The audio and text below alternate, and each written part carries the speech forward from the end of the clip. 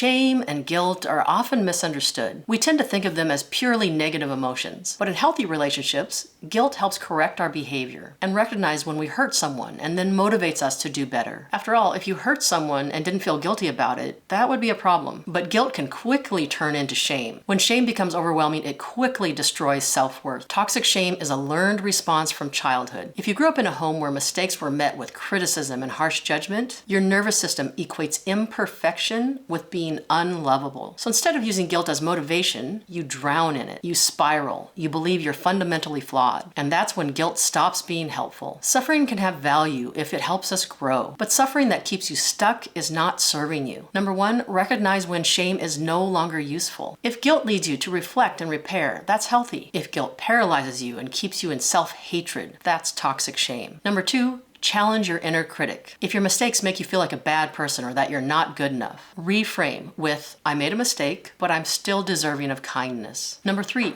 give yourself permission to move forward. Healing requires compassion for yourself. If you keep punishing yourself long after the mistake is gone, you're not learning. You're self-sabotaging and self-flagellating. Shame and guilt can be useful, but only when they help you change and grow rather than keeping you stuck. I'll be teaching real strategies to regulate these patterns. Join me for my next live virtual cohort on emotional regulation. Comment cohort and I'll send you the link to register.